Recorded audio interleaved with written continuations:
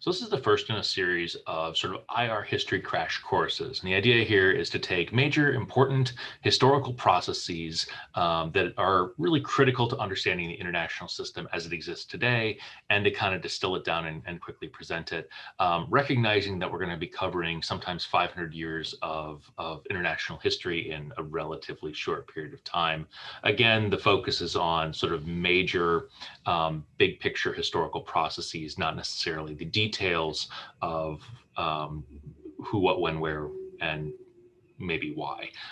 Okay, so I'm going to begin with just sort of an observation that the current international system that we see, with states covering sort of all of the habitable landmass of the planet, everything neatly defined with boundaries that are more or less representative, recognized, is a really aberrant sort of place to be, especially when we look back historically.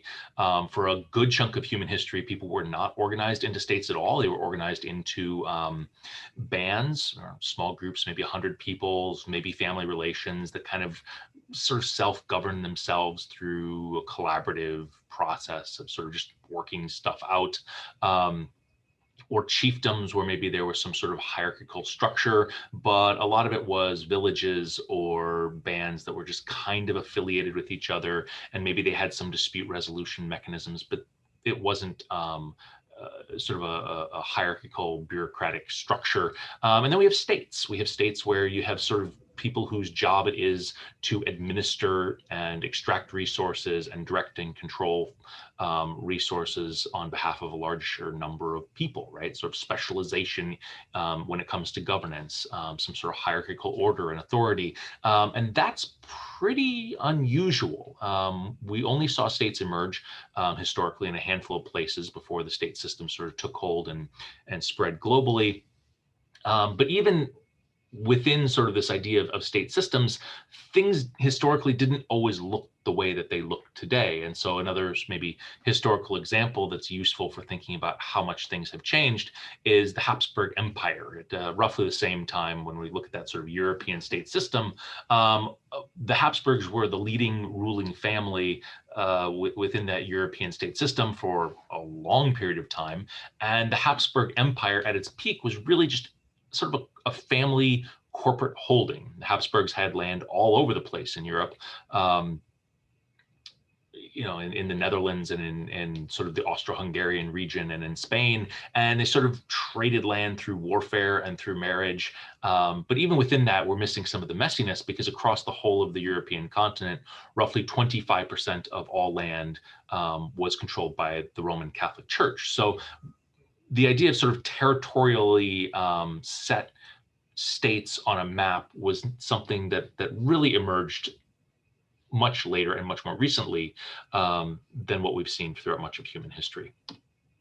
Okay, so let's talk about that process that took that sort of messy Habsburg map and turned it into sort of a map that looks more or less like what we see within the European state system. Different processes play out in different places, but I think the European story is I think useful, because this is where we see the modern state system, the way that we conceptualize it, emerge. So in the 1600s, we get this process of breaking away from Roman Catholic rule within Europe. It begins with Martin Luther declaring his 95 Theses, and sort of when I was traveling in Germany, I was in Worms, where this plays out, and sort of I always had in my head this idea of Martin Luther as the sort of transformative figure in world history. And growing up Catholic, I had heard about how he critiques the Catholic Church, and it sort of sets off this schism. And I found the church where Martin Luther sort of nails his 95 Theses to the door, and I had sort of this picture of Martin Luther storming up steps and big sledgehammer and big spike, and it was actually like a side door that he pins it to. But it has these transformative effects, because this critique of Roman Catholic governance and rule and dominion over the European system is picked up by princes and rulers within German states, and picked up by the King of France, who wants greater autonomy. And you get this sort of split between the Habsburgs, who side with the Roman Catholic Church, and all these others who are sort of seeking to gain greater freedom of movement politically, in terms of escaping Habsburg dominion. And it ends up playing out as a major conflict, as a 30-year long conflict, 30-year war, which actually runs much longer if you look at sort of the 50 years preceding that of the Netherlands trying to break free. But essentially at the core of this conflict is a core over the claim that the Roman Catholic Church has of sort of universal authority over the European state system, that there's this idea that disputes ought to be resolved by the Catholic Church, that the Catholic Church has a say over all political systems within Europe. And one illustration of that kind of dynamic at work could be seen with so the dispute between Spain and Portugal over exploration and who should have authority. And so you get the Pope and Rome sort of drawing a line down the middle of the Atlantic and saying, okay, Portugal, you get everything to the east, Spain, you get everything to the west. And Portugal discovers that sort of the tip, the easternmost tip of Brazil sort of is on its side of the line, right? I mean, that kind of deference to the power of the Catholic Church is really at stake here in the 30 Years' War. And it's an incredibly brutal conflict. It's total warfare in which roving bands of mercenaries are just razing villages to the ground as different powers struggle for control. And it ends with this Treaty of Westphalia, or a series of treaties that come into place in 1648 that really transformed the way that this European state system operates and how European states think about each other and how they think about their place within the broader world.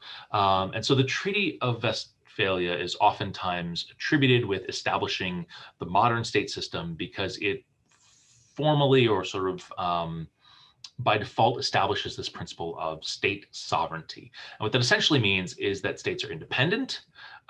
They can set policy and control their own affairs without having to make reference to anybody else. And in this context, they don't have to ask Rome for permission to set policy within their own country. They're not required to show deference to Rome. They can choose whatever path they want. And in the context of the 30 Years' War, that means if a king or a queen or a monarch decides my province, my kingdom will be Catholic, that is the choice of the monarch. If the monarch decides my kingdom will be Protestant, that is the purview of a monarch, and the monarch doesn't have to request permission or even take into consideration what the Pope says about that. So states are sort of recognized by each other for the sake of avoiding war, that they can govern themselves. And as a result, we get within the European state system sort of this anarchic political structure, right? What that means is that there's no central authority. No longer can you go to the Pope when you have a dispute, right? Like Spain and Portugal over territorial exploration. There's no longer a recognized authority that can resolve disputes between states. States are more or less on their own to figure things out and work things out on their own. And that principle of anarchy, of no central authority to the system, really spreads and becomes the default sort of mindset for much of the international system. But it still isn't the system that we see today, because it still is a system that has powerful, noble families controlling territory, and states being rooted in that idea of the sovereign.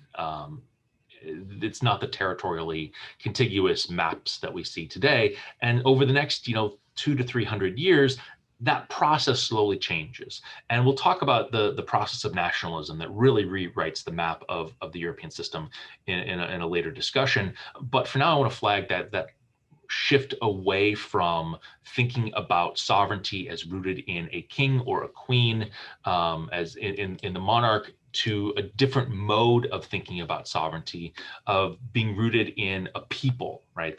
And shifting away from our thinking about people as subjects, you are ruled over by a king or a queen, to thinking about people as citizens, as members of a political community. And as this idea of citizenship sort of grows and emerges, people start feeling that they should have a voice in their politics as members of this community, which creates sort of a push for democratic systems. But it also creates sort of a pushback against this idea that we are part of a political community because this noble family has managed to acquire us through a process of marriage and or warfare. How people imagine their political community, how they define like us and not like us, ends up having much greater salience. And we'll talk about that process of nationalism, but it really hinges on this shift in thinking away from we are a state, we have a position within the international system, we have sovereignty because we have a king versus or a queen, to a thinking of people as sort of actual political actors, citizens with a voice and a say in their process.